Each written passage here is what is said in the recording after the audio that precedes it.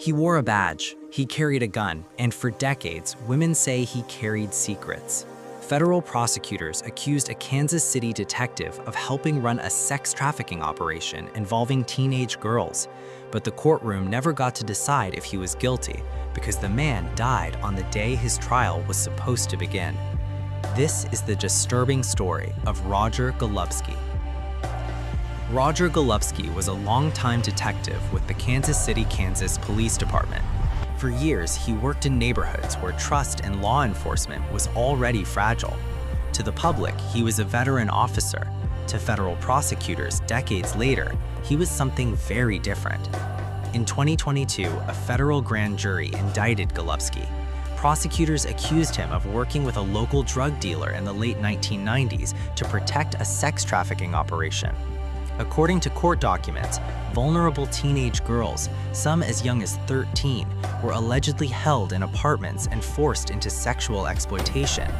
Prosecutors said Golubski used his badge to protect the operation from police interference. One of the most serious allegations was that Golubski himself raped a 16-year-old girl connected to the trafficking ring.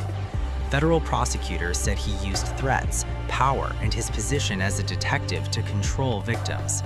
Golubski denied all accusations. He pleaded not guilty to every charge.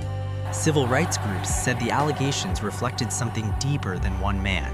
They said the case exposed how power can silence victims, how fear can protect abusers, and how some voices go unheard for decades, especially the voices of Black women and young girls. While awaiting trial on earlier sexual assault and kidnapping charges, Golubski was placed under house arrest. He was preparing to face a jury. Victims were preparing to testify. For many, the trial represented the first real chance at justice.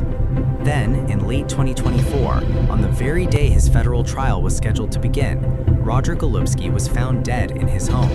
Authorities said it appeared to be a suicide. The trial was canceled. The jury was dismissed. Because of his death, Golubski was never convicted, but he was also never cleared. The allegations remain in court records. The accusations remain in the memories of those who spoke, and the questions